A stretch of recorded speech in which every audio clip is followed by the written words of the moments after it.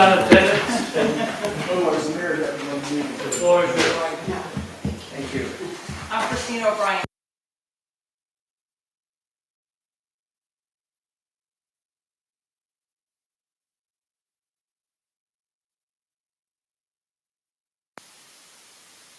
Listed on the agenda? No? Why don't we name them? Okay, why don't I do that real quick? Well, I can do that. Would you do that for me? Sure. Tom Fowler? Yep, okay. And Patrice and Bruce Hendricks? Bruce, yep. Barbara and Mark Block? I don't see Mark. Okay. Michael and Mary Barger? Keith and Barb Soy? Yep. Aaron Gooch? Ryan and Catherine Hansen? Stanley Rothschild Jr., Thomas J. Muir III, and Haley Wheeler. Okay. Jane Helwig, Barbara Ann Smith, Nina Lalich. Okay. Michael and Karen Wise are here. Smash those chairs. Are there any other petitioners that I haven't named? Do you have a Country Estates project represented? We have two. Okay, and Bill's part of that? Yes. We have Country Estates and Parkland, we don't have Manor on this.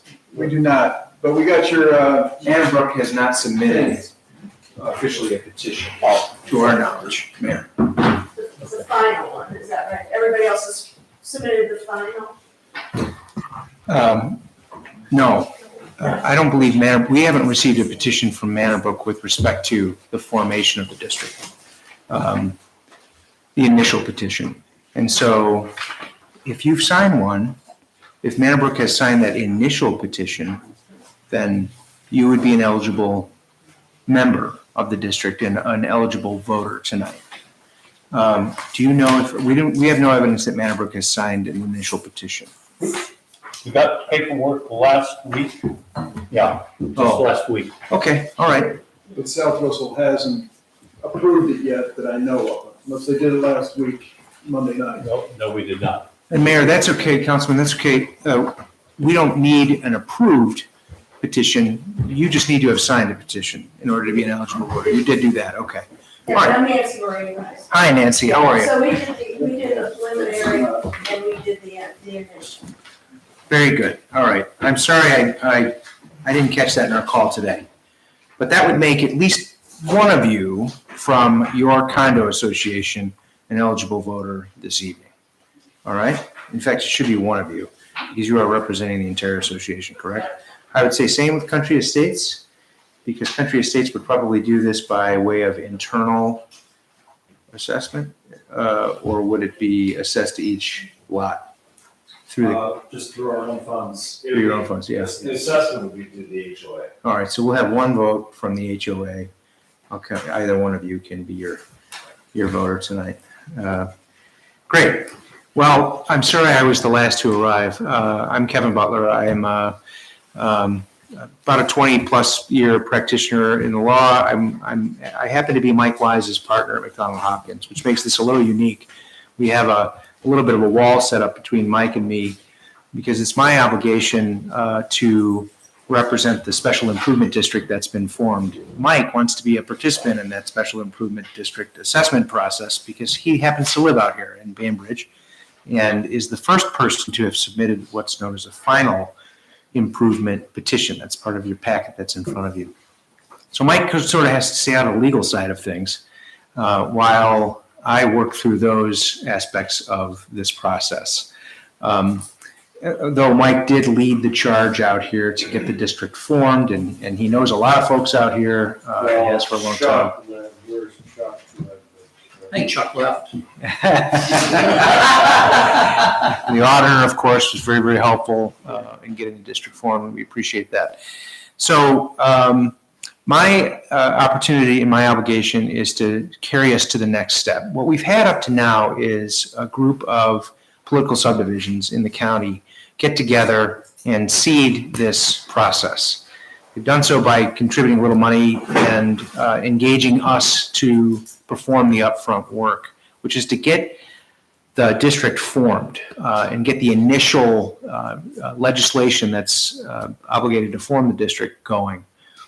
The 3 participating subdivisions are Russell Township, Bainbridge Township, and South Russell Village. And we're grateful, by the way, Mayor, Councilor, to you for hosting us tonight.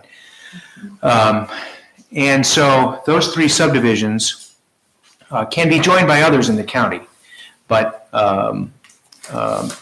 right now it's just those 3. And so residents in those 3 communities have the opportunity right now to file petitions to get their erosion control projects financed in this special way. Mayor? I want to just say, just so everybody knows, this is, you're on YouTube right now, so you'll be able to go back and look at this. And if you're not on good behavior, just gonna be careful. I'm going to press pause right now on my introduction because I'm calling my partner, Amanda Gordon. Amanda? Hello, Amanda here. Hi, okay. I'm just going to mute, no, I'm not going to mute you. I want you to be able to hear me, but be quiet, please, until I get an opportunity to call on you, okay? I'm giving introductions right now. I will mute. All right, thanks, Amanda. All right. So Amanda is another partner of mine who happens to handle a lot of public financing, project financing as part of her practice at McDonald Hopkins. And while I come to this role from a government background, I'm a current former law director of municipalities, have a lot of inside the house government experience. Amanda really is the person who's in contact with the financial institutions that can carry this forward. So we're sort of at a tipping point right now. We've formed the district. There's a new nonprofit corporation in the state of Ohio called the Geauga County Erosion Control Special Improvement District, Inc. We've formed that district. It has a set of it's got articles of incorporation. It's got rules by which we are governed. And we're here at the first organizational meeting of that corporation. That's officially what we're here for tonight.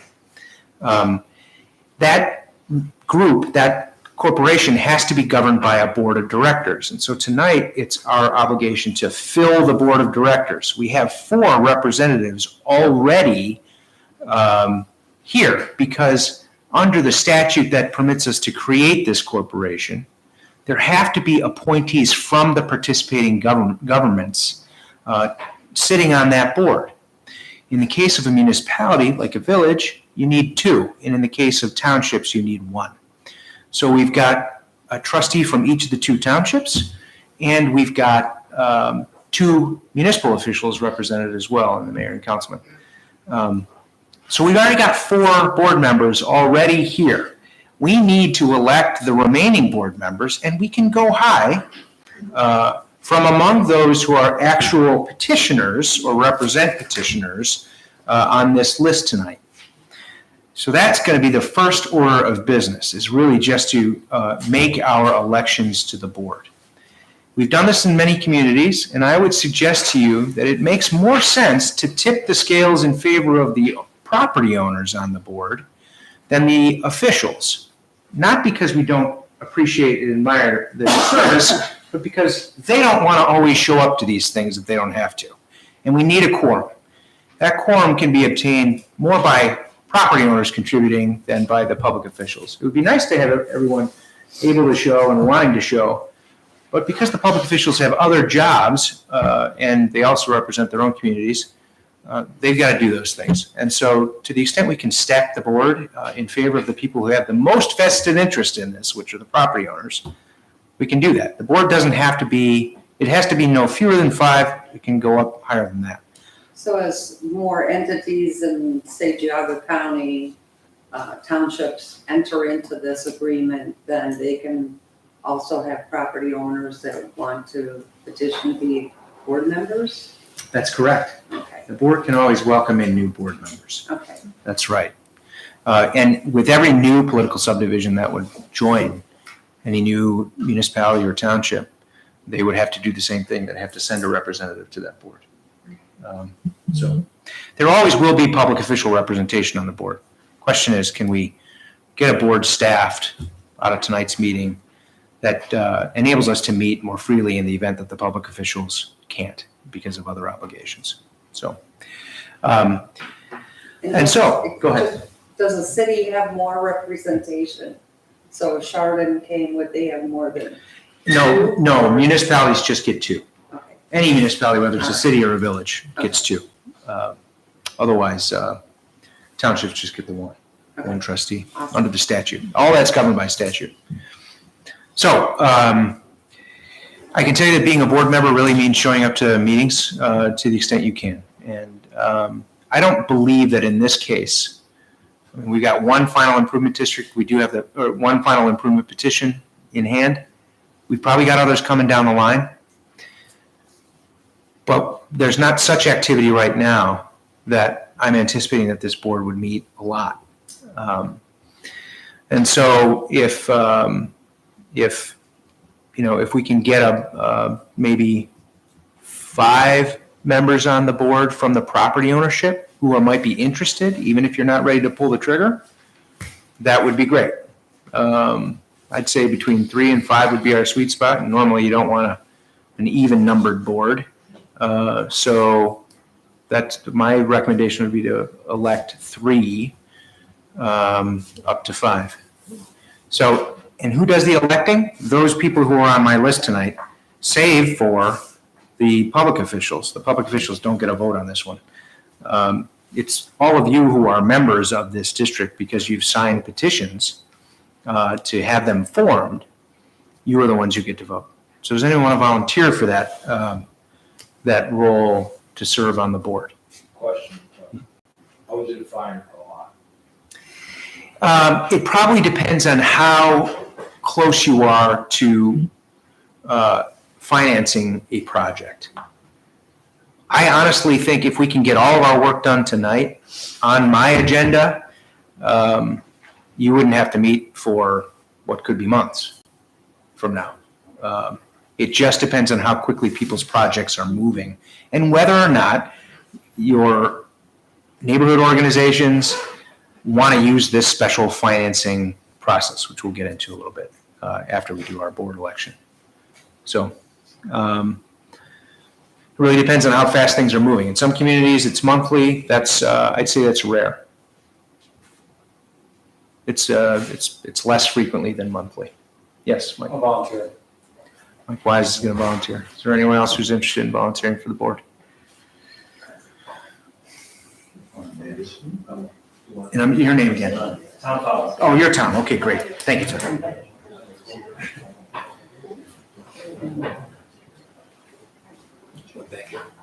Hi, your name? Tammy Mose. Hi, Tammy. So, Tammy, I work for the county though, so Yeah, I don't know if that. Tammy works for my office. She's in a similar position as Mike in that we need to create a Chinese firewall, I believe. I think, Tammy, the statute does not permit you to be on the board unless you're in one of these neighborhoods. She isn't. I'm with Lake Lucerne. I anticipate we will do something. Okay, when you sign that petition, you're eligible. Okay. Until then, you're not. I'm sorry to say. By the way, nice to meet you in person. Nice to meet you. Thanks for all your help getting us off the ground. I'm not sure if I'm eligible or not. You signed a petition. We did. Yep, so you're eligible. Yes, Maria. You said you have a pre-petition form and the initial petition form. Right. Right. That's the petition that any one of you who have signed petitions has already signed, except for Mike, who's one step ahead of you. All right. So Nancy, thank you. That gives us 3.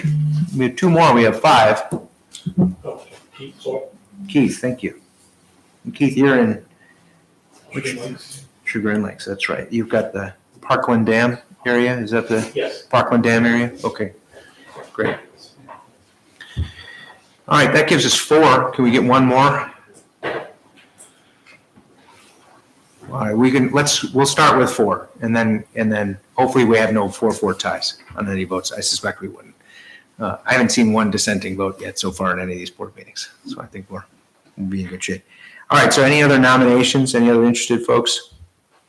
Okay, so maybe just by a voice vote, why don't we, I will make a motion that the membership elect Tom Fowler, Keith Soy, Mike Wise, and Nancy Moran to the Special Improvement District Board. Can I have actually, I'm not going to make that motion. Can I have a motion from someone who's a voter? Mike has made that motion. And seconded by Tom. All right, any discussion on that motion? Silence second. Any discussion on that motion? No, all those in favor signify by saying aye. Aye. And any opposed? We have our first unanimous vote. That's great. Who's taking the minutes? I am taking the minutes. I'm taking the minutes. I wondered myself. Oh, I need your attendance. Could go the wrong way. Thanks. Whenever you're done. That's great. Thank you. Okay, super. Now we have the opportunity to elect officers from among the board members. The officers are the folks that I would probably most closely work with in order to get these meetings off the ground, in addition to the elected, the elected, in this case, officials. So does anyone have an interest in serving as the chair of the board? Anyone highly motivated to do that? It can be anyone. Mike, it can be you if you want. I don't care. I'm happy, I'd love to see somebody else do it, because you and I are gonna be talking a lot as it is, so if nobody else. It could be from among the elected officials as well. Christina, okay, thank you. Christina O'Brien. Trustee O'Brien. Anyone else have a nomination for chair? Okay. Tom, why don't you make a motion to make that appointment? I make a motion that Christina O'Brien is chairperson. Is there a second? I'll second. Okay. Any discussion? All those in favor signify by saying aye. Aye. All those opposed? That motion passes. Thank you for doing that. Vice chair really is just a person who can step in for the chair when the chair is absent. Is there anyone who's interested in doing that? Sure. Nancy? Any other volunteers for that? All right. Trustee O'Brien, would you mind making the motion?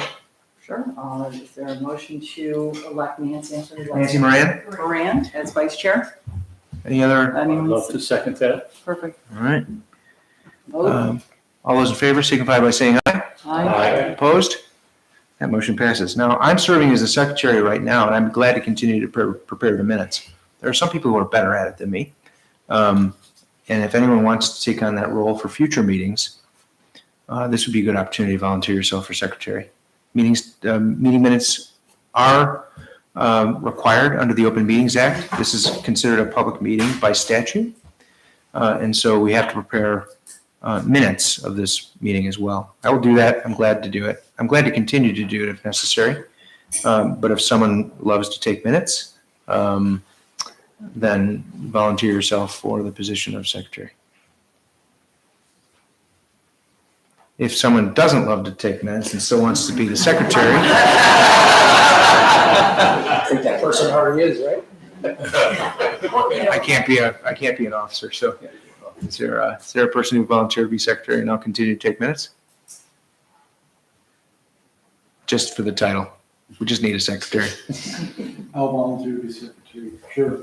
Thank you, Councilman. That's Councilman Porter, right? Yep. All right, anyone want to make that motion? I nominate Mark Porter to serve as secretary. That's great. Is there a second? Second. Seconded. Thank you. All those in favor signify by saying aye. Aye. Terrific. All those opposed? That motion passes. And then treasurer. This does become a more important role as things move forward because the treasurer is going to be responsible for approving of the allocation. I'm going to put Amanda on. Amanda, you're on speaker. The treasurer plays a role in approving the allocation of the funds that come in to the SID's bank account, the district's bank account, once the proceeds of the bond sale are received. the distribution of those funds go to either contractors or on a reimbursement basis to property owners, to the extent the property owners may have already paid for a project or at least a portion of the project. So the treasurer has a responsibility of approving those distributions. It's otherwise not a difficult job, but I would suggest anyone who is accustomed to serving perhaps in that role or has done so before volunteer to serve in that role. Would anyone from among the board be willing to serve in that role? And Amanda, have I accurately captured the role of the treasurer? Yes, I would just say that it's the treasurer receives the disbursement request forms that we prepare, and it's not a necessarily a subjective kind of operation that it has to go through the treasurer before anything is approved. It's more of a perfunctory kind of thing that if the disbursement request form is filled out correctly with and has the attachments to it, then they manage the distribution of the funds. So I didn't want, just to make sure that nobody thought it was just the treasurer that's making these subjective determinations, that they're not out on the line for anything like that. Yep, okay. All right, thanks, Amanda. Is there a bonding requirement for the treasurer? There's not a bonding requirement, no. And Amanda, the Lake County communities have not purchased a bond for the treasurer, correct? Correct. So, Who acts as treasurer out in Lake County? Is that an elected official that does it, or is it one of the property owners? who's the treasurer out in Lake, Amanda? Holly Bartone, she was with Men Around the Lake. She's now with one of the townships. And she's an official? Yes, she was the village official Okay. and the representative. Just wondering whether that's a. So generally, if someone can, and we prepare the spreadsheets, but if someone is comfortable with spreadsheets, that's helpful. It's not vital, but we put each project, and we keep track of it in a spreadsheet and what money goes in and goes out. So it's, like I said, it's a pretty straightforward process. So I'd say similar to serving as minutes makers, our firm will do the financial legwork for the disbursements, but we need a board treasurer to be able to approve them. So. And if someone is a treasurer for, a sports organization or, school PTO or something along that line, that it runs kind of akin to that. And actually those positions may be more involved than what this will be. Because the funding's coming from one source, which is a bond, and it sits in a fund with the bank that purchases the bond. You're not going to be collecting money at a bake sale. Right, yeah, Right. exactly. Okay, thanks. Once we come up with a really neat financing option to sell brownies, I'm all for it. Yeah, no, right, then we're involved. Yeah, All right, thanks, Amanda. sure. So, anyone want to serve in that role? We do need a treasurer. We could hold off on that appointment for this first meeting. Okay, great. All right, that's Keith Soy. Any other volunteers? Any other nominations? Can I have a motion to approve Keith as the treasurer? So moved. All right, Councilman seconded. All those in favor signify by saying aye. Aye. All those opposed?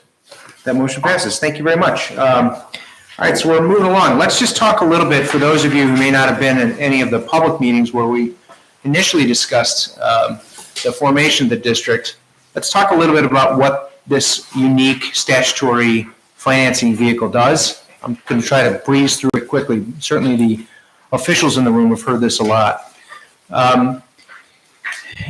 To accomplish a large-scale construction project on your property, normally, without the benefit of this kind of project, you would have to approach either dig in your own funds or approach your constituents in your private homeowners or condo associations, declare an assessment. For a single-family residential home, you'd either raid your own account or you'd go to the bank and you'd see if you can get a home equity line or something along those lines, second mortgage, a refi with a cash out, something on the private side that would enable you to access that kind of cash in order to do that project. And this statutory mechanism was created in 2019. It enables property owners, for the purposes of combating erosion, the opportunity to band together, form a district, as we have, and go to the market to sell debt that is secured by an assessment on your property through your property taxes. And that assessment gets paid off over time, just as any special assessment would that attaches to your property taxes, your property tax bill. It's our obligation as counsel for the SID to try to go out and get the best deal we can, so that the terms of that financing beat the marketplace. And the nice thing about this special assessment vehicle is the state of Ohio has declared that erosion control is enough of a public purpose that even when it's done purely on private property with no expectation of the public to access your property, you would qualify for tax-exempt financing, which is cheaper financing than you'd get at a private lending institution. And so typically that's how we beat the market. That's how we beat the private market, is because we can finance this with the sale of debt, and a bank buyer will be willing to participate in that sale, purchase the debt, fund the account that the SID has at that bank, and then that money gets distributed among the participating property owners so that they can pay for their projects or reimburse themselves if they've already paid for their projects. The elegant thing about this particular form of financing is that because it's assessed against your property rather than taken in the form of a mortgage against your property or other private security, your property can be sold while the assessment is still pending. So you don't have to pay that off at closing unless you've reached that agreement with your buyer. That can stay on the tax duplicate after the transfer. And the tax bill just goes to the next buyer for the life of that assessment. And so those are really the unique benefits of this structure. There are some other benefits. In most special improvement districts, you have to have contiguity of the properties. In erosion control special improvement districts, you don't. You can have properties that are scattered around and all participate in the same district. And the other properties who aren't participating, haven't signed those petitions, they're not members of the district. It's just the people who have signed petitions. We're not drawing an artificial line around your properties and calling that the district. That's not how it works. Every household that's in it wants to be there and has willingly signed a petition or has had representatives sign a petition on their behalf. So that's the nice thing about this particular kind of financing. The burdensome thing is that it comes with the hassle of having meetings like this. And you're not just walking into your lender's office and inking the deal. You got to jump through some hoops in order to do that. But it is by and large, I shouldn't say by and large, it's a cheaper way of doing it. It's a less expensive financing mechanism. Yes. The other aspect that I think residents should be aware of, where if you were to go to a bank and borrow money to do a project on your property, and you were to finance it yourself and not go through an ESID, that credit would be applied to your creditworthiness. And you only have so much of that available to you based on your income. In this case, because it's applied to your property, generally speaking, that's not a burden to you as an individual. So Right. it's not reported as your personal credit because it's running with the land. Right, and there's no credit checks involved in the underwriting of this. The underwriting all happens in multiple laborious conversations between Amanda and the participating interested banks. We've used Erie Bank for the financing in Lake County, and they have been a unique participant because they've been the first to do it. Lake County was the first special improvement district for shoreline control, or erosion control, in Ohio. And so Amanda has developed a close relationship with Erie Bank, but has also shopped around this type of financing to other banks. They're still getting sort of accustomed to it. Right now, we've got Erie as a participant, and we've approached a number of others, and we will continue to approach banks. But right now, Erie is the date we're dancing with. And so you're going to see later on in your packet an actual term sheet that Erie has presented to us, or at least a preliminary term sheet that Erie has presented to us that shows the cost of the financing, the overall cost of the financing. So that's really the way that this works. There's a period of time over which you pay off those assessments as the property owner. The bank tends to dictate what that period of time is. We try hard to push that out as far as we can. The statute provides for up to 30 years, and the term sheet that we have makes the amortization period 15 years starting next January, which is when the first tax duplicate will show up with an assessment on it. So it'll be the balance of this year plus the next 15 years if we pull the trigger on this particular tranche financing. That's as good as we can do. And right now, we're not in a great interest rate environment. We wish we were in a better interest rate environment, but nevertheless, we're still beating the private marketplace in terms of the interest rate. And so we're happy about that. And that I think we owe it to the fact that this is a statutory mechanism that qualifies for tax exempt financing that gets us there. How do we get to the point where we're actually financing a project? We do what Mike has done.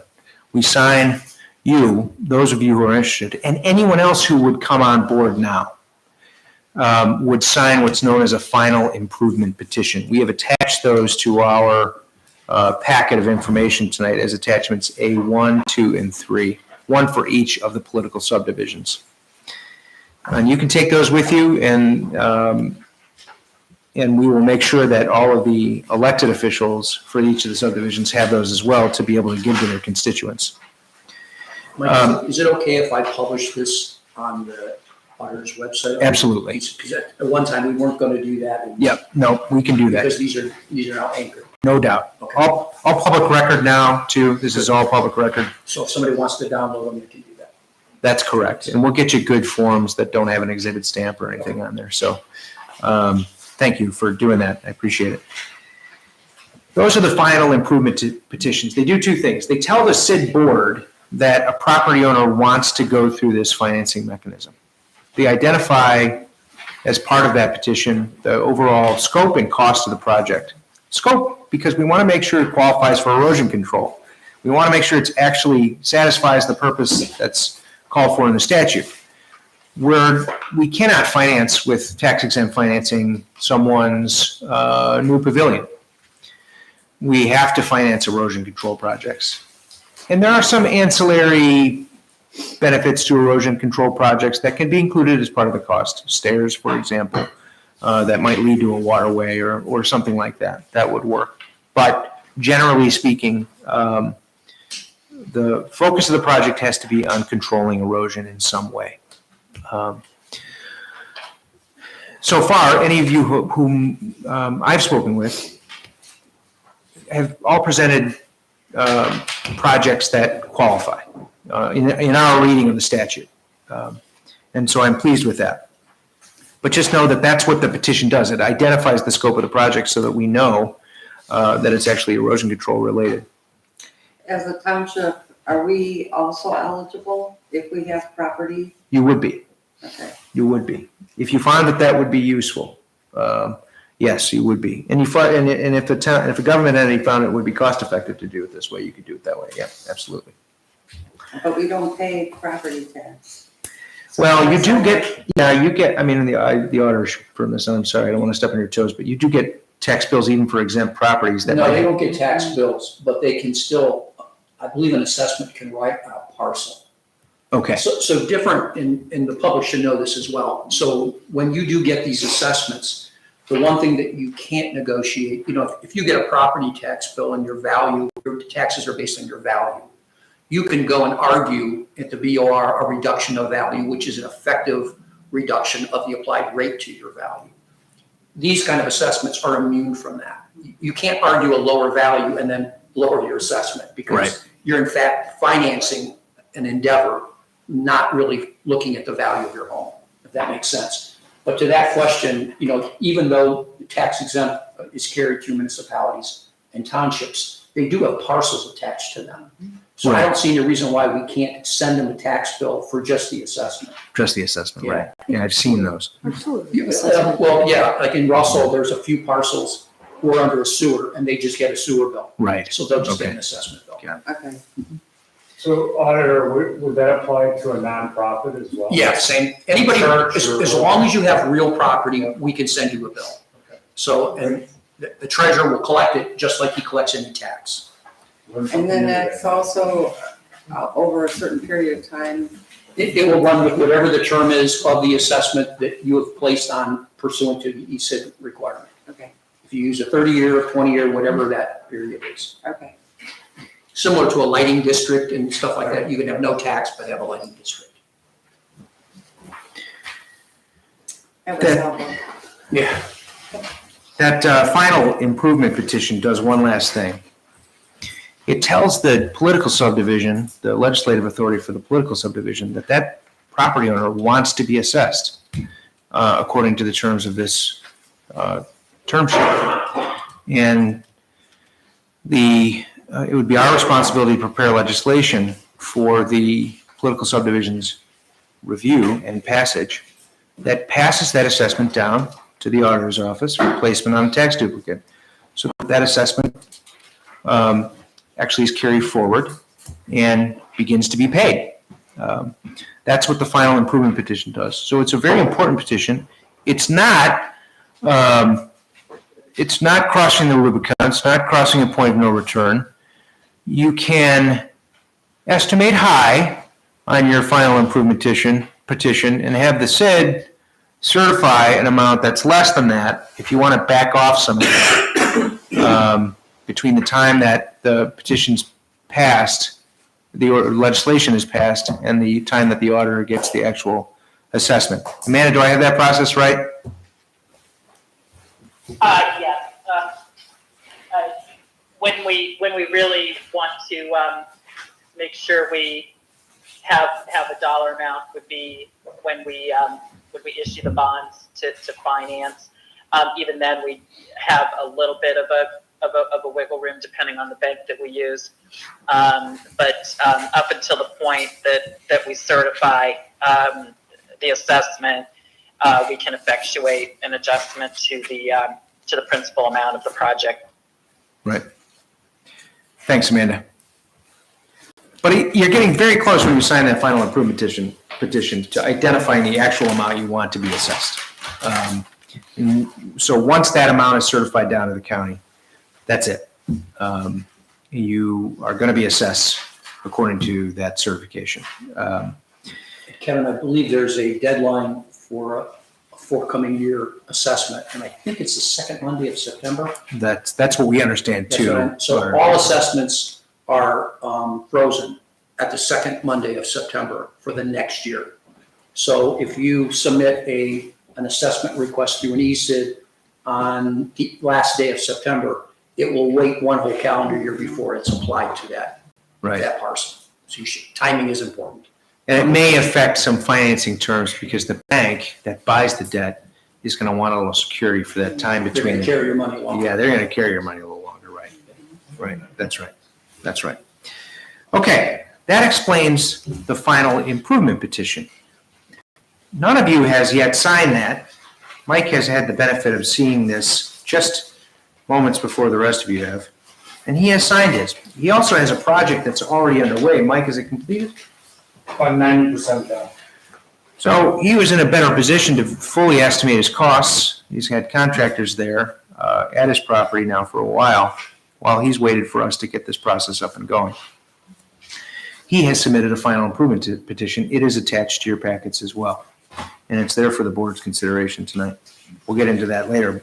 For the time being, if you look at attachment B, that's a little flow chart that we developed that just shows what happens between the time that the final improvement petition is received by the Special Improvement District Board and the time that the money actually gets into the hands of not only the property owners, then the contractors, and then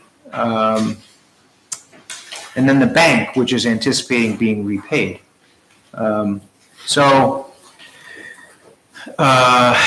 This just gives you that flow chart. I committed to your attention for now. I don't think we're going to go through every step of it, but it may yield some additional questions for future meetings. You can also ask those questions offline to me. And Amanda, we'd be glad to answer those questions. There's a step in the process that I think is worth mentioning. At the SID board level, those are all public meetings, we made provision in the original articles of incorporation that the SID may engage either an advisory board or just advisors from our what I'll call our watershed partners, Soil and Water District, Chagrin River Watershed, to advise on the appropriateness of projects and how they're designed, so that they don't cause bigger issues down the line. There are some erosion control projects, and I would say this is particularly true along the lakeshore, where a project can actually work to the detriment of surrounding properties. And so there's lots of engineering that goes into that. ODNR gets involved. And there's a backstop there on the design. But the watersheds, I think, have been important voices in this conversation. And so at the board meetings where projects are approved, it would be good to have those voices show up at that point and be able to weigh in and be influential to the extent that they can be influential. But that's really up to the board as to how it wants to engage any watershed partners to provide input. And so I think that's a conversation for probably a future meeting. I just wanted to bring that to your attention and pay respect to the watershed folks who are here tonight. And appreciate your attendance as well.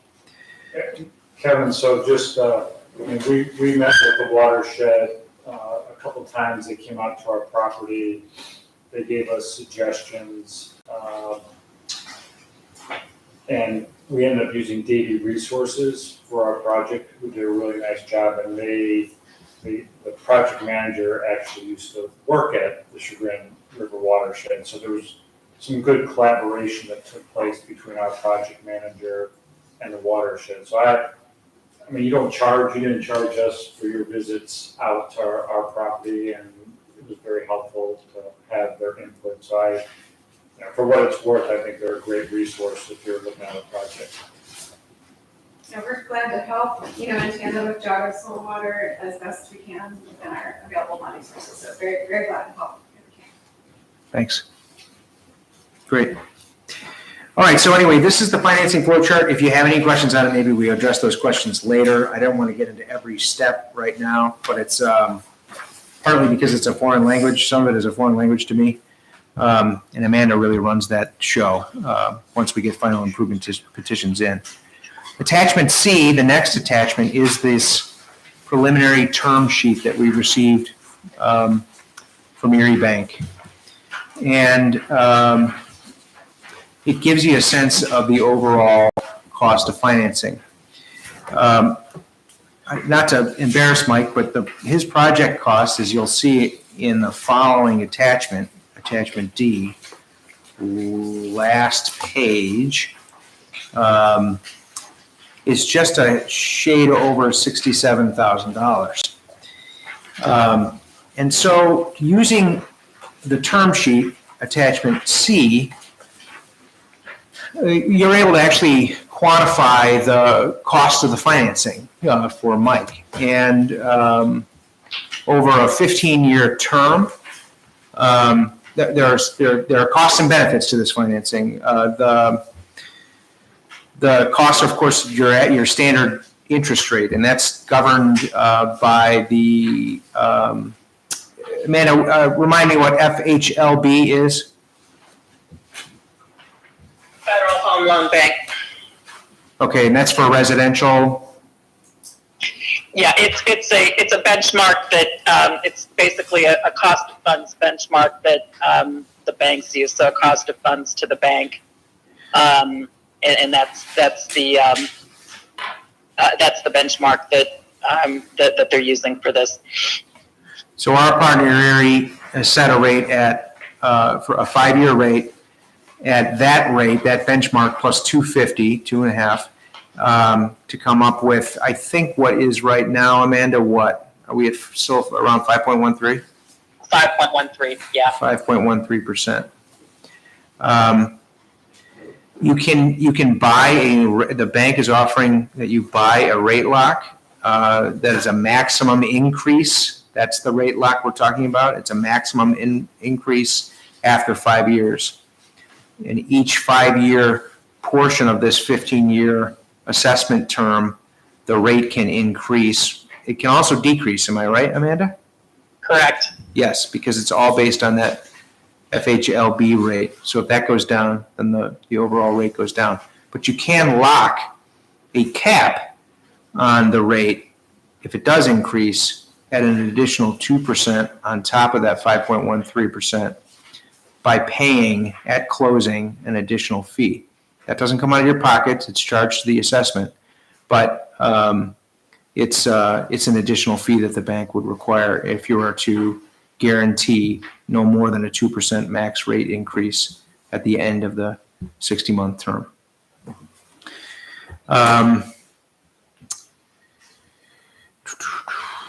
Between the time that we actually certify the assessment, sell the bonds, to the time that the bank gets paid its first payment through the tax assessment, there's a period of months there, because we are in March right now, and you're not going to see your tax bill with an assessment on it until, or at least Mike's not going to, until next January. The bank carries that by charging, again, to the financing, an interest-only payment for that first year. So what it essentially does is it buys an extension of the term from 15 years max to 15 years max plus however many months are left in 2023. There are, Amanda has done a good job negotiating prepayment terms. She also indicates that the bank, for example, if a homeowner were to want to pay off an assessment at closing, sell and pay off an assessment at closing, she said that would be one of the conditions that the bank would honor to accept a prepayment without penalty. That's not finalized in writing here, but I have heard her say this before. Amanda, I assume you're still sticking with that? Yes, that's correct. So it's the relationship that she's developed with the bank that would permit that kind of thing. She indicates that there are special circumstances under which prepayment without any penalty at all, regardless of whether it's at the 5-year anniversary, would be accepted by the bank. There is this portion at the bottom. It's very important for you to understand this collateral. The bank it is not running a credit check. It's secured by the lien of assessment on your property. There's some comfort there because we all tend to pay our property taxes. But if a person flakes out and doesn't pay property taxes, there could be a little bit of a spiral there, or delay, quite a bit of delay. And so the bank wants as collateral a 5% reserve fund, again paid through the assessment. That reserve fund sits there for the life of the assessment, and then goes to pay off, assuming that all assessment payments have been made throughout the term of the amortization period. And that last payment comes from that reserve fund, so it doesn't come out of your pocket. So the cost to you is the time value of money for that amount of money over the 15-year amortization period. Mike's case is very low, 5% of a $67,000 project, not high to begin with, and it's going to go to pay off his final year assessment anyway once he gets into year 15. But that is additional security that the bank has demanded. And in Lake County, we didn't have to provide that security because the county itself had bed tax money that it contributed to these, what I call a reserve fund, Amanda, collateral essentially. Am I right on that? Yeah, actually, Lake County provided, they swore a certain amount, excuse me, as an additional security, but we still got the 5% for each property as well. Oh, okay. There still was okay. Got it. Yeah. Well, we haven't asked the county to contribute in that way, and the county has already contributed to the formation of it. So so this is it. This is the security that the bank has in addition to just the levy of the assessment against your property. It's this extra 5% that's going to sit there as almost like a security deposit. That's where we are on the terms right now. And Amanda, how solid are we if we were to close, let's say in, I don't know, 3 weeks or a month? In terms of, Do we anticipate any of these terms changing between now and then? I mean, I'm pushing these out there as preliminary proposal terms, but no, this is, they told me that we would be able to utilize these terms. The only difference would be is we, have to lock the rate, like 2 weeks before we close.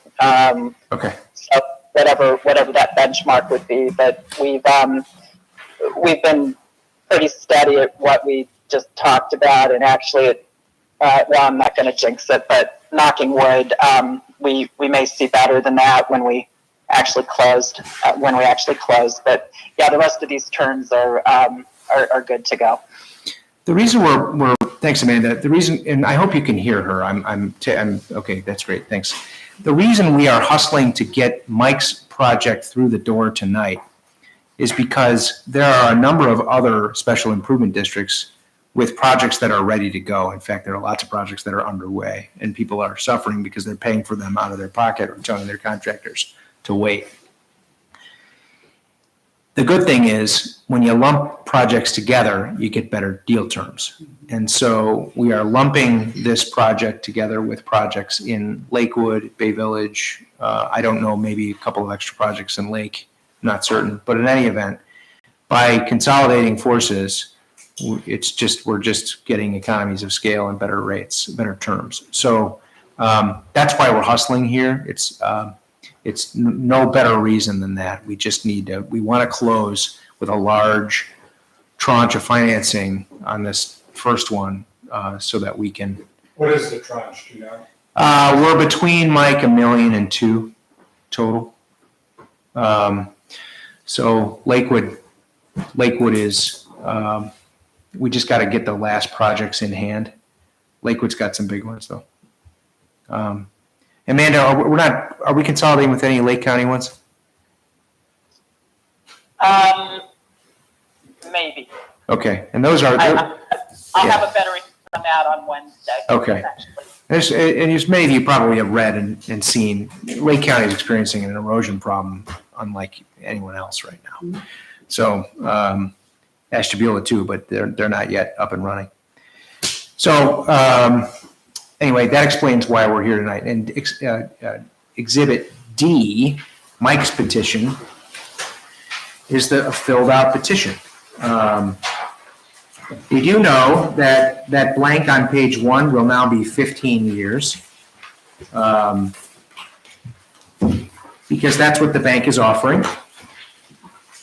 We have the description of his improvements. Is Christina here, Mike? I'm sorry. Is Christina? No, different Christina. You're Christina from Davie. Sorry, okay. Sindarski. Christina Zendarski, who's the Davie Resources designer who did this work for Mike. I'm sorry, I didn't mean to confuse. Got a bunch of Christinas. There's a lot of Sorry. Christina suddenly, I know. Sorry. So attached to Exhibit C is the description of the project. We've got some Army Corps paperwork that further describes the scope of the work. There's an aerial shown there with an overlay that describes the scope of the work. And then the final cost on the last page from Davie Resource, which is that $67,000 figure. Mike, do you want to just quickly, in a sentence or two, describe what you did? Sure, so Karen and I have been there for 3 years. There was a creek that was eroding the hillside that our house was built on. We saw damage year to year. In just a couple of years we've been at the house. Talked to some professionals. The project we ended up doing, instead of trying to support the hillside, they actually rechanneled the creek about 30 feet north. So it just took the creek completely away from the hillside and built a brand new channel for the water to go through. And then, as Karen will tell you, we had 30-foot mound of dirt, and they moved all that dirt into the old stream channel. And it really turned out to be a fantastic project. Anybody can come by, just give us calls first. Come by and see the project. It really turned out well. And I have a question though too. Part of that project cost is a contingency. So it's a good chance we would not take the full project cost that's listed. Is that? It's perfectly fine. So right. So even if we plug in to even if we approve tonight a term sheet that would cover the 67,000 change that's on your final project cost, if that figure includes a contingency that you're not going to avail yourself of, then we'll just reduce that amount so that you're not assessed the full amount. Okay.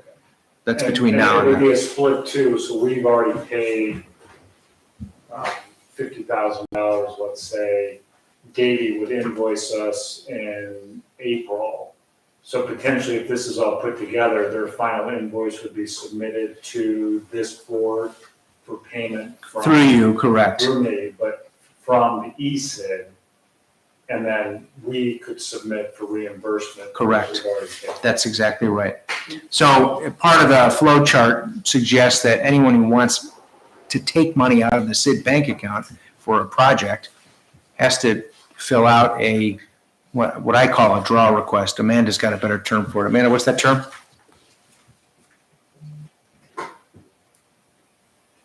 Sorry. Anyway, we may have lost Amanda for a bit. But I'm sorry, I was on mute. Sorry about that. Disbursement request form is what we refer to it, but it is a draw request. Thanks. So those come in, and the money can be dispersed to multiple individuals. It can be dispersed to a homeowner for out-of-pocket expenses, engineering, permitting, whatever. It can be dispersed to contractors as well, engineers directly. So that's what has happened in Lake, I know. Kevin, just so Yes. I'm clear, the homeowners can actually, or homeowners association can actually start the projects on their own, pay money out of their HOA or their pockets, and then get reimbursed, so they don't have to wait for approval of their project. Although I imagine they take the risk if the project is declined. That's right. Nancy and I talked a little bit about that today. Okay. That's exactly right. So you can get started on what you want to do, parking, for example, country estates for another, and then eventually, potentially get reimbursed. Right. You want a general sense, though, that the project you're doing is an erosion control project before you do it, if you're going to proceed down this path. So My question is about zoning. And with respect to zoning, like if there's over an acre of disturbance, do they have to check with Geauga Soil and Water? Do they have to check with local zoning? Do they have to check with the Army Corps of Engineers, depending on the scope? Yeah, we may have actually some better resident experts in the room on that tonight than me. I was gonna say yes. Yeah. That's the conditions of any type of project like this, you need to make sure that it meets all, any agency requirements. And if those are all met, we should be able to. And we can contact you to provide that. Okay, great, yes. Mike, how long did it take you to get through the Army Corps of Engineers That's the part. without, saying anything untoward? It was 9 months. 9 months.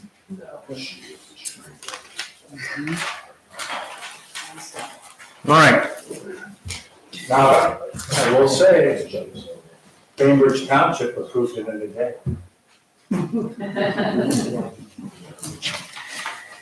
Okay, so let me stop there and ask if anyone's got questions on the process before we get into our action items. I just want to clarify one thing, that is, we have 11 members on our lake, and there are those who would not elect to participate in this, and that's fine, we don't need 100% participation in order to proceed. I think we talked about that. Yeah, so if you have an internal mechanism for special assessments and you want to employ that, you're gonna have to figure out how to do that yourself. But if each property owner, and I think in your lake's case, each property owner signed a separate initial petition. Correct.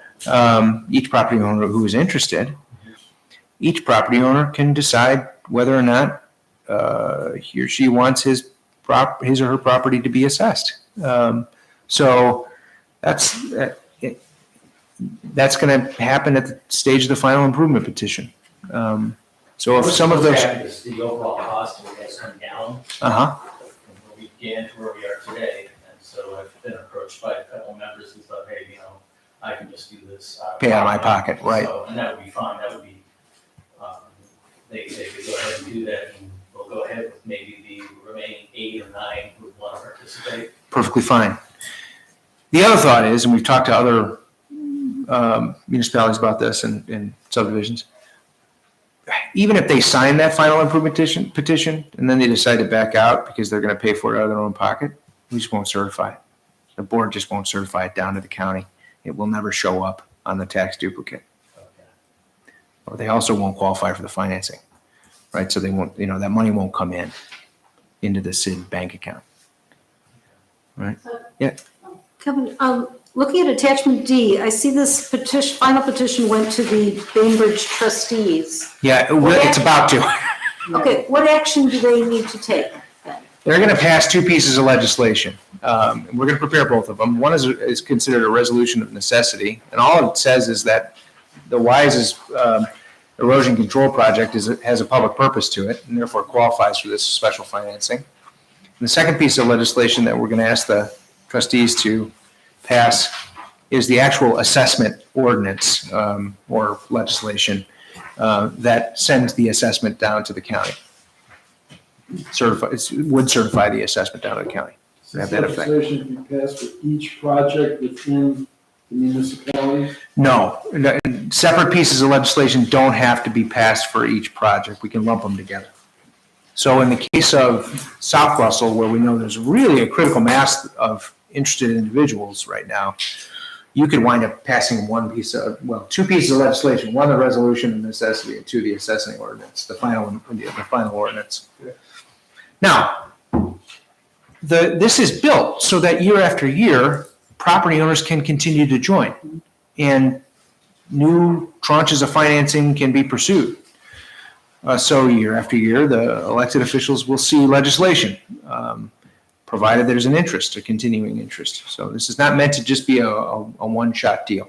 This is meant to exist and continue forward. Yes? And in the case of our condominium association, we talked about, we have to get a certain number of votes to agree to move forward.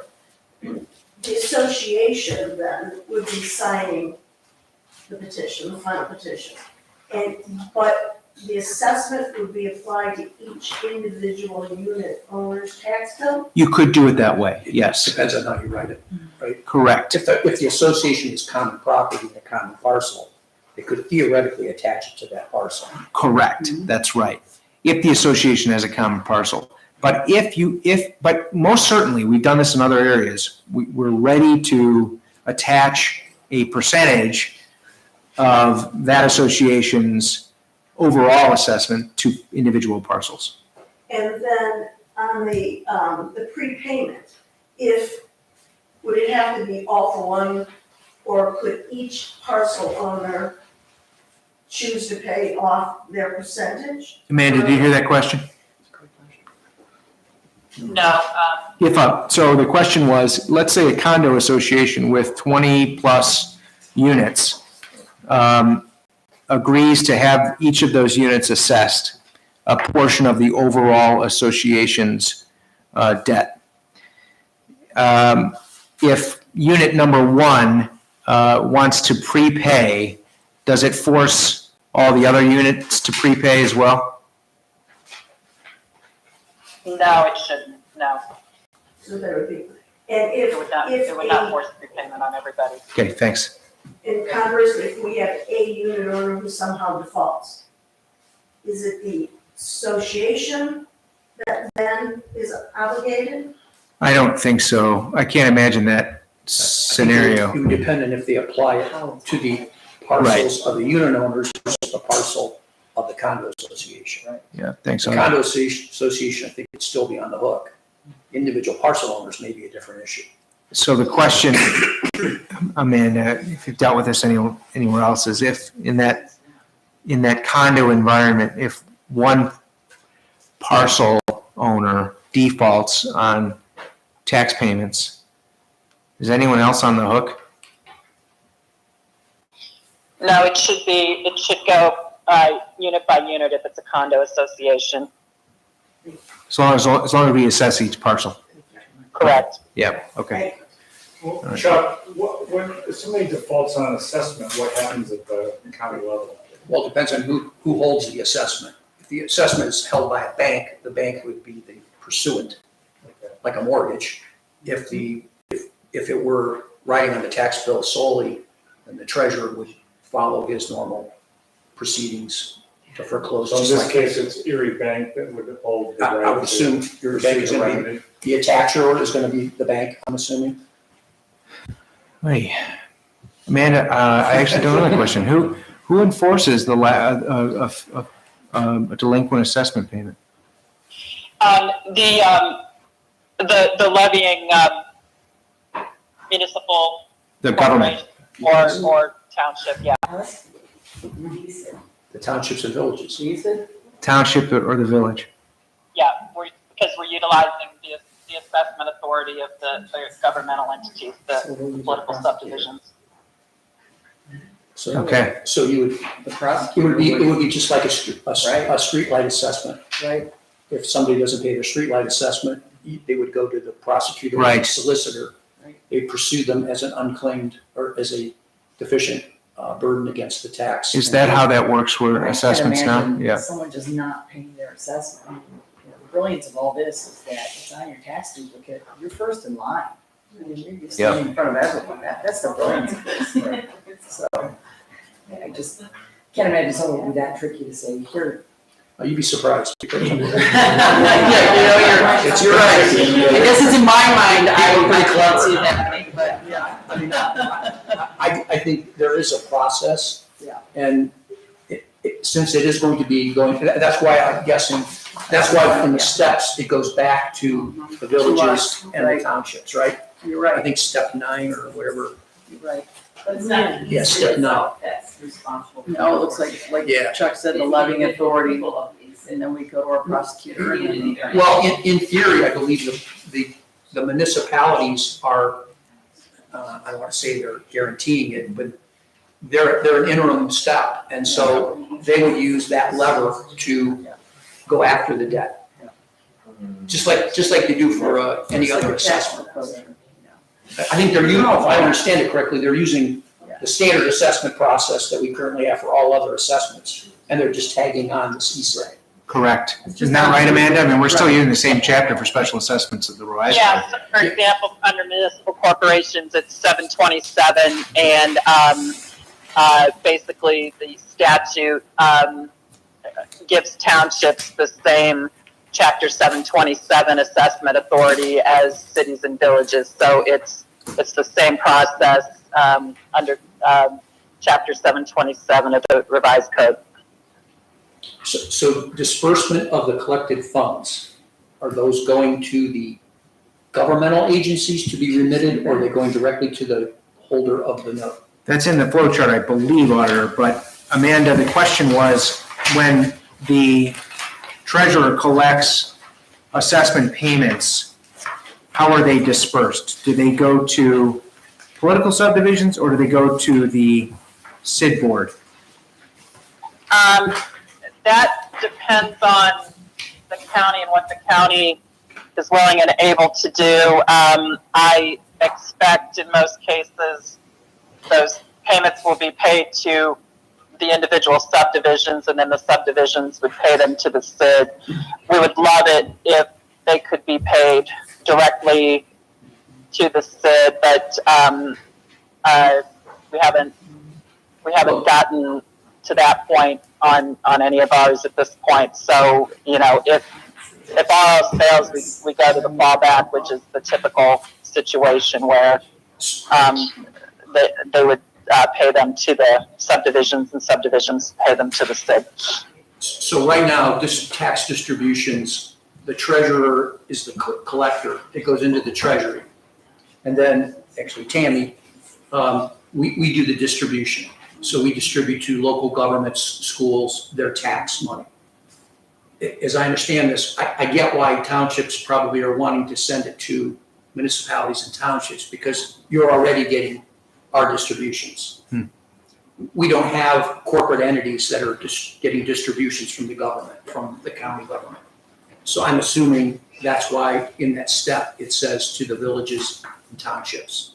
So when they get their settlement sheet, it'll have normal tax collection, special assessment collections, and they'll know how much to distribute off to the ESID corporate entity. Yep, that's correct. I just thought I'd put a little plug in case there was an opportunity. Yeah, good luck with that. All right, so we're going to maintain our step 9 in the financing flow chart. That's not going away.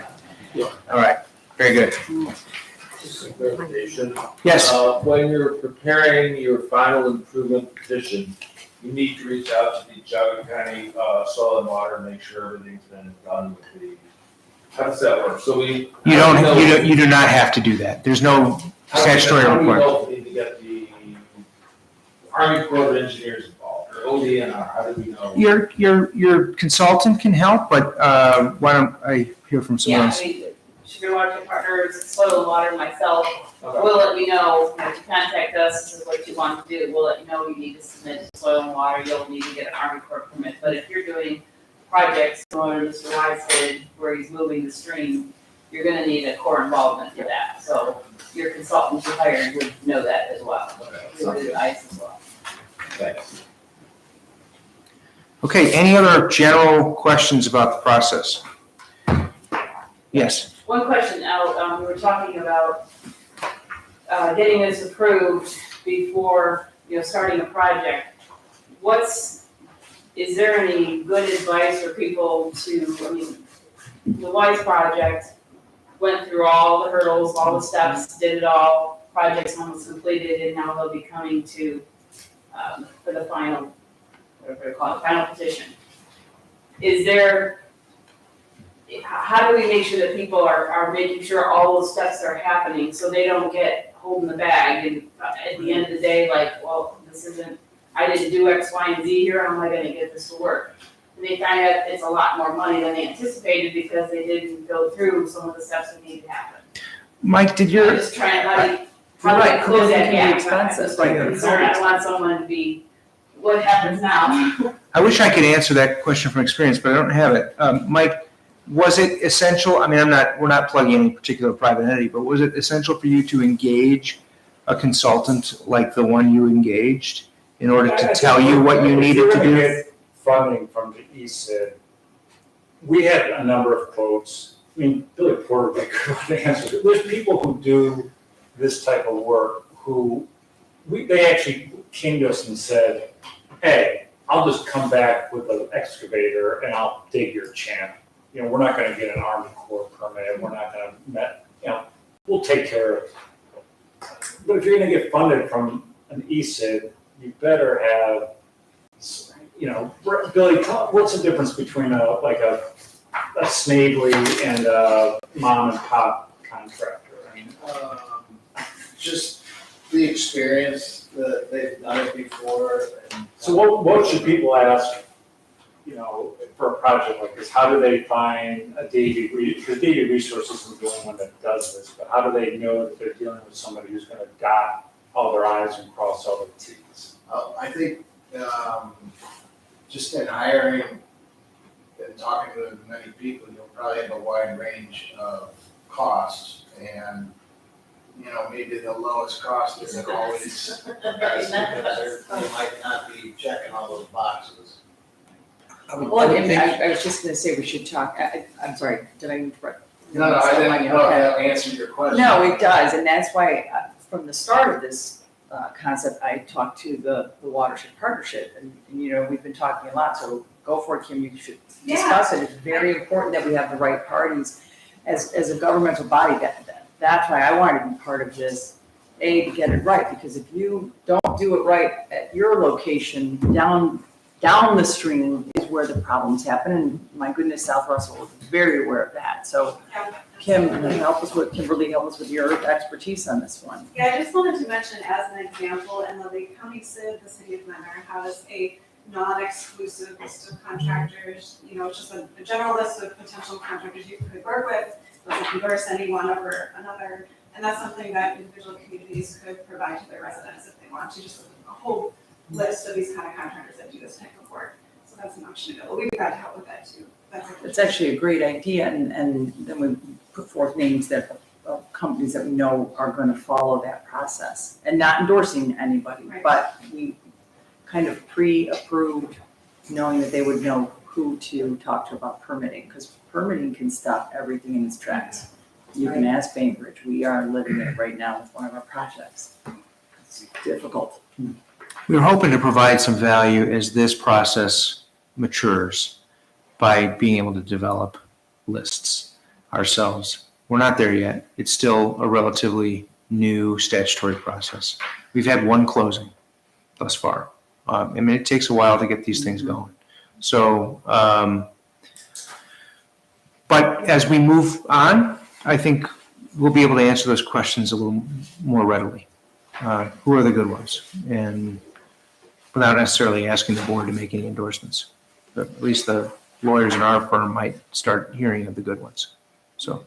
And one of the things that can be done, if you're not comfortable putting a list of contractors or consultants, is the partners and us as well could, if you as the owner get these quotes, we can review them too and look at that, without it being that we're giving a specific list. We always are very hesitant to give that list out as a government entity, because it tends to seem like you're favoring it. I mean, the best we ever give is, here's a list of contractors we know in the county, just because we're supporting our county.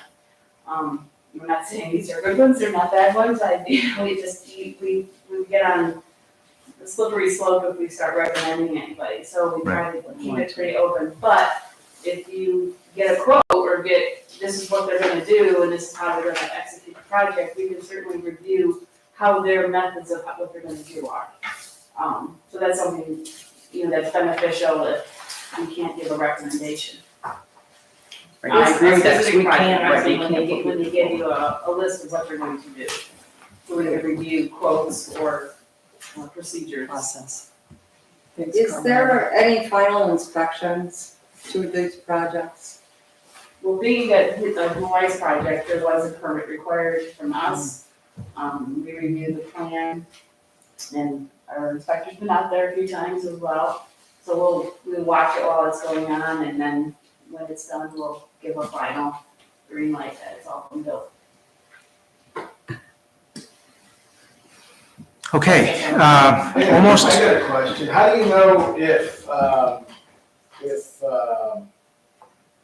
like the EPA needs to get involved? Is it on every project, or ODNR, or I mean, because like Mike said, that could move you off a whole different season, Yes. and that's just a big surprise, I would imagine. There's indicators, if there's a stream involvement where you're doing any type of work below a high water mark, or you're working in a potential wetland or something that indicates the potential of being a wetland. Those are usually triggers that we would, and that's part of our review anyways on any project, that's something that we look for.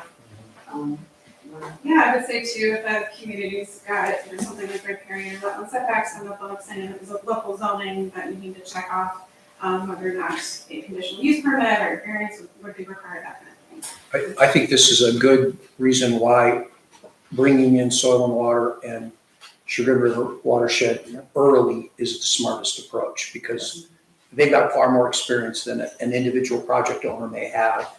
And they can say, hey, in our experience, you probably ought to get this, and this group There involved. certainly are projects that won't require Army Corps, EPA type of involvement. Right. It might be, you're just, I'm thinking of the Management project a little bit, I don't know all the ins and outs of it, but if it's just, there's erosion that's not necessarily from the stream, it's just because of drainage, general drainage, that might not need any.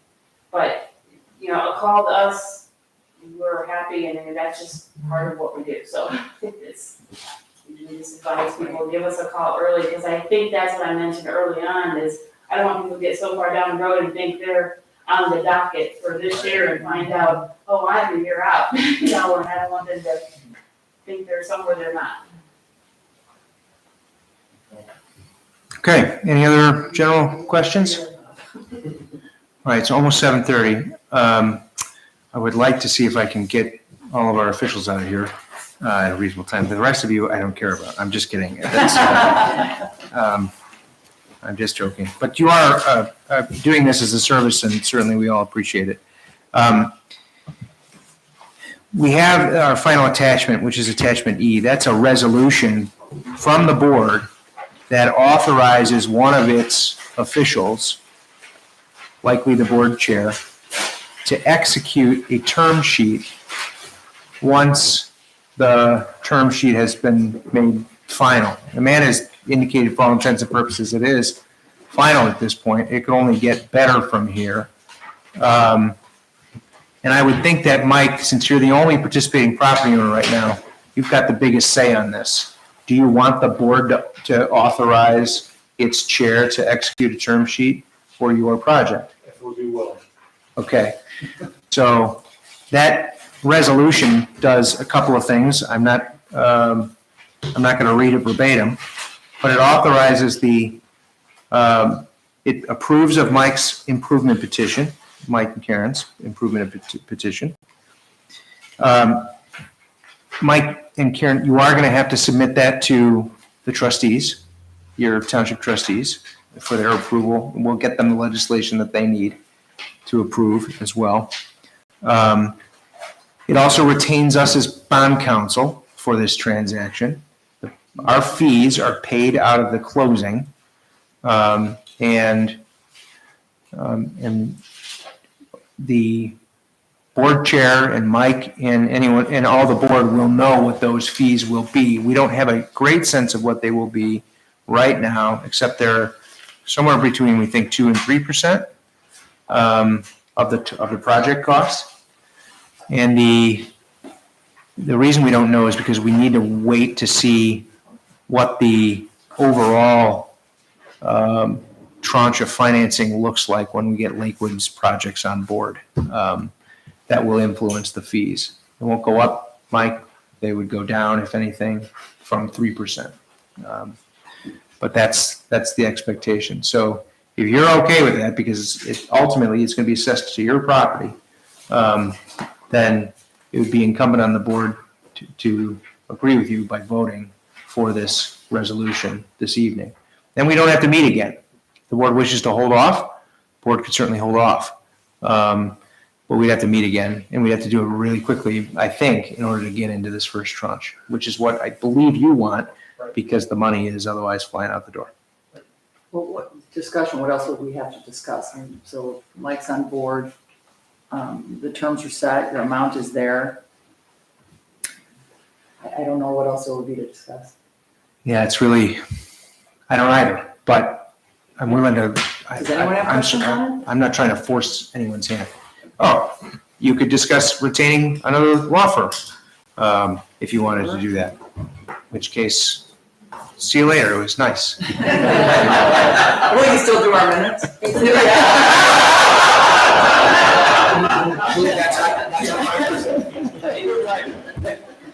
Do you want to make the motion? You want me to make the I motion? can't make it.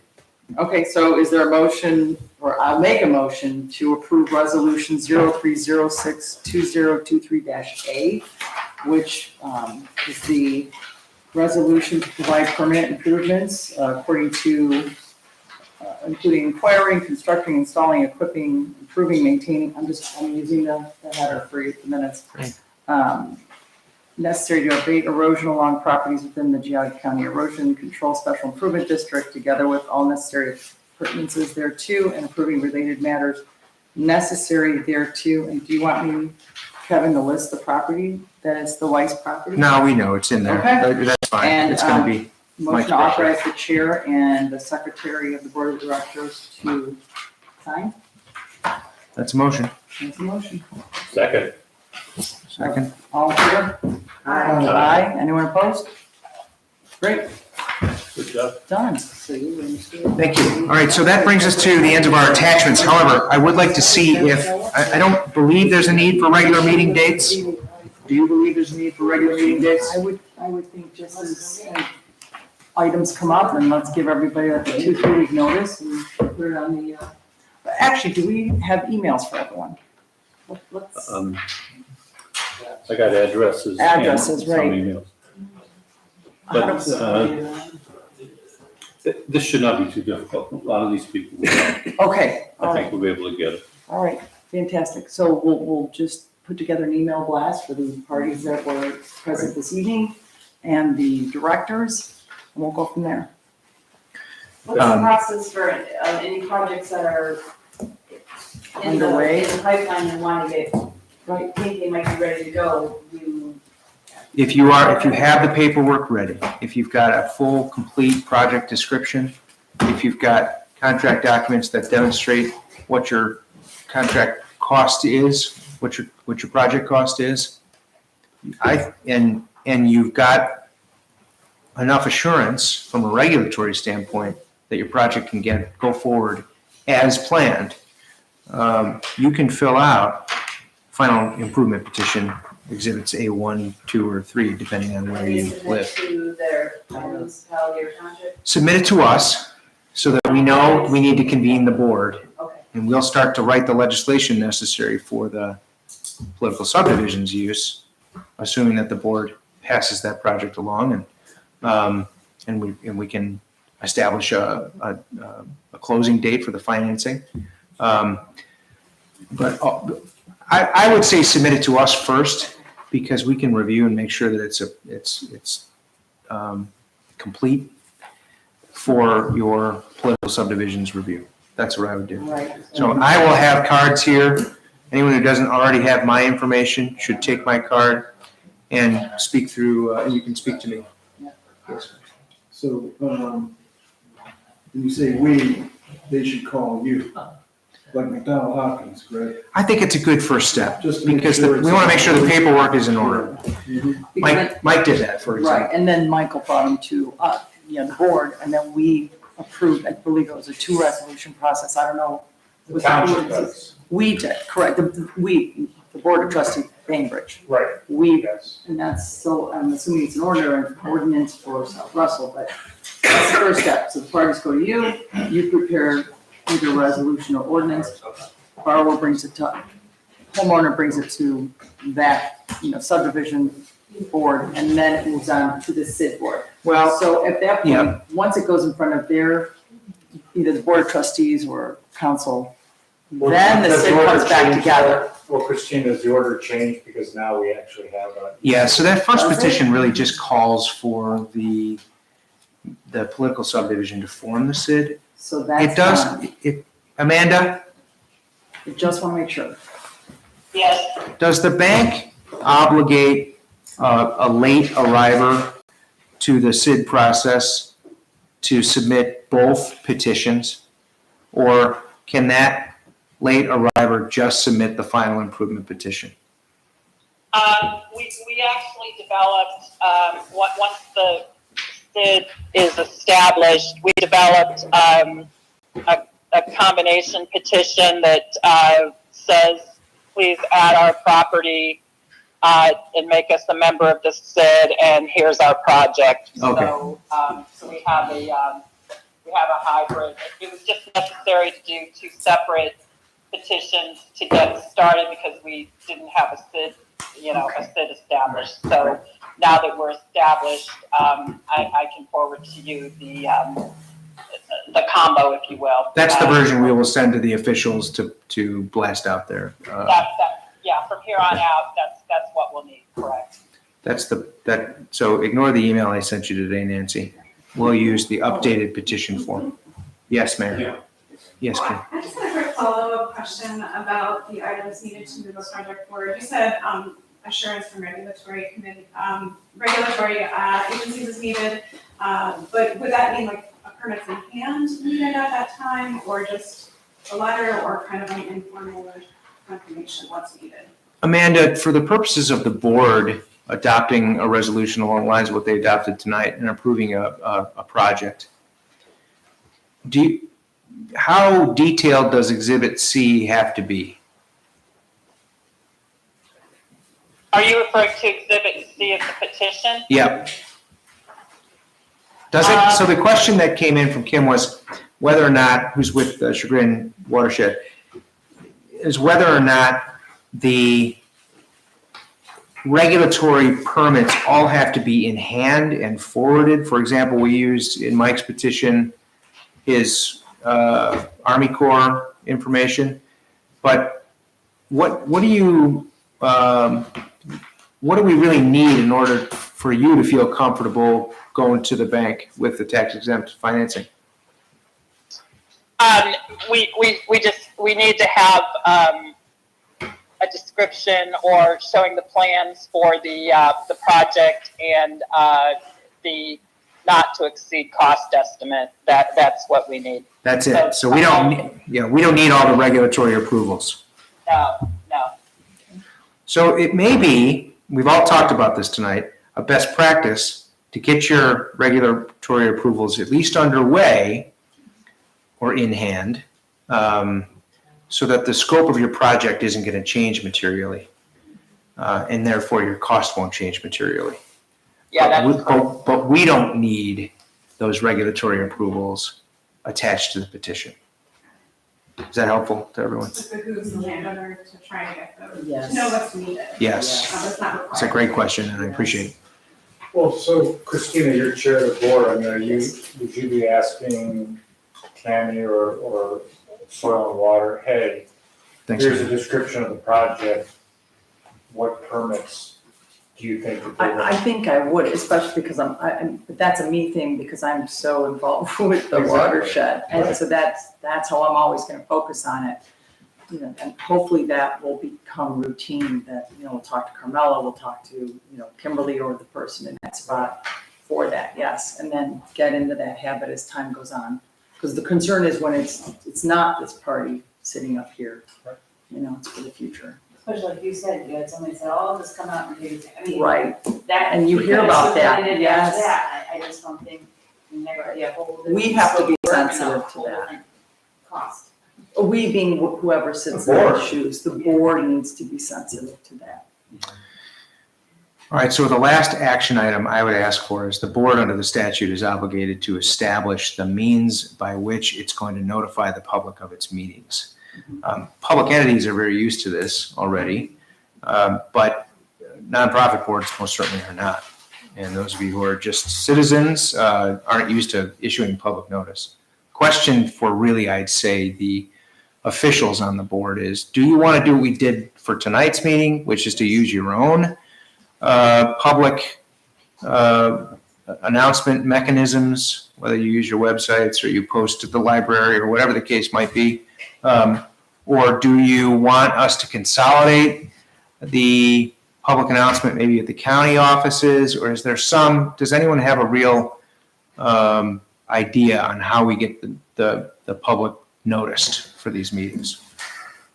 I would say right now, just depend on the townships or the village websites, whatever internal mechanism has the most draw for their community residents, but also having the auditor's office, because if you want to attract other townships into this and know about it, I think it needs to be publicized that. So I will offer, we do public notices all the time. And as long as we're on the distribution of when these meetings are held, I'm happy to do the public noticing in the newspapers. And just make sure we know where it is and give us the specifics. I think, to your point, Christina, and I think it's important for everyone to know that we do have other people that are interested in coming to the table, Right. which is only going to better, I think, the experience for everybody. My understanding, and just so everybody is clear, there was an initial cost impact to create the ESID in its current form. And I think it's relevant for everyone to know that a portion of that was funded, not directly from the county, but from the prosecutor. And I think and I don't want to speak for him, but I understand the thought process he went through, is some of his efforts are being done by McDonald Hopkins, and he sees that benefit. Otherwise, one of his staff people would have to be involved. And then there's some statutory issues because he doesn't represent directly villages because they have their own solicitors and lawyers. So it became complicated. So he said, look, why don't I just help with the funding initially of the early participants? So there's an advantage why early adopters, I think, got a better deal. My understanding is any new people to the table will not get that advantage of having money influence from the county. We wanted to kick this off and get it going, and hopefully it becomes organic. But I have no problem carrying the cost of public notice. We can put it on the county's website. I'm thinking, and I have to check with the prosecutor to make sure I can lawfully do this. Is this considered a public-private partnership? Not that I am aware of. It's not considered a political subdivision, but it is an open meeting. But it's a public body. So I need to get with the prosecutor. Under 121. If he gives me the go-ahead, I'm okay creating a subpage on the county's website with this entity and allow perhaps you guys to push documents there so that minutes are reflected in a public forum. That would be terrific. If I can lawfully do, I can't. I don't want to state I will do it. I will look into doing it. But I think I can do the advertising because I think there's an assessment component to this that my office participates in. So that is a function of my duties. And I have no problem doing that public announcing. So when this came out, I called Kevin, I said, so all of us are noticing it. I know I put it, I asked our board, we put it in. Otherwise everyone's paying for it over and over and over again. Right, exactly. So if we're all noticing it that way, that was my concern. But now that it's set, it's established, I wondered if it could come from the county. So you will. I'm going to look, I will look into it, and Okay. I'm pretty confident I can do the public noticing. I want to see if I can also do a web page for you and let you guys load your documents onto it, kind of as a subpage of my office, because it is an assessment. But again, I can let us know if that satisfies Sunshine. Yeah, I'll let you know. Thank you. And And I think we should, since a lot of our ESID people here are residents of South Russell, we should continue to put the notice on our website. Yeah, I encourage you all to do that. Everyone should do that, yes, right? exactly. It does no harm. to No, have no, we anybody can't that Russell overdo it. knows I think about it's great. But Yeah. officially, maybe the auditor would be the one to Yeah. do that. Okay. All right, thank you. I appreciate that. Thanks to all of you. All right, are there any other items for our discussion tonight? Mayor, did you want to say anything before? I was just gonna make sure I got everybody's email address before they leave. I'll have a sign-up sheet here, sign-up sheet here. Great. I got sometimes name and address, so I want to get email. And to Trustee O'Brien, I apologize. I stole your meeting. You're the chair. It's the last time I'll do that. No, you can have it every time. You can do that every time. But I do want to say just other business, and I know we're going long. I do want to thank Mike Wise for bringing this to Bainbridge. The Bainbridge board recognized right away, we don't have the manpower, person power to put these together. But we really thought it was such an interesting avenue of funding, and it doesn't follow you, it follows your property. It's brilliant. Called Chuck Walder, talked to the prosecutor, and I didn't ask Chuck to take this on. I just said, Chuck, you've got to hear this. He listened. He said, boy, the county should do this. So thank you, Chuck Walder, for recognizing that.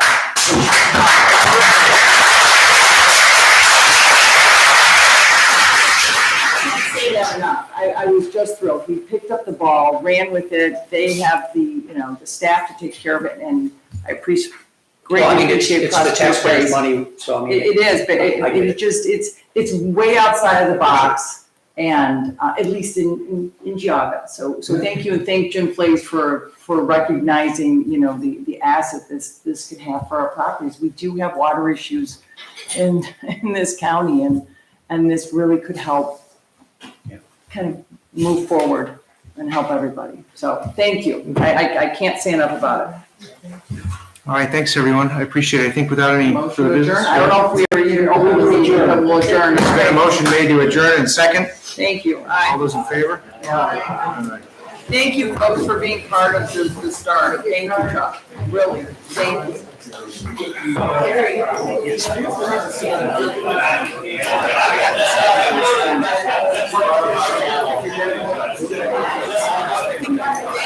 Oh, yes, I would ask you to do this.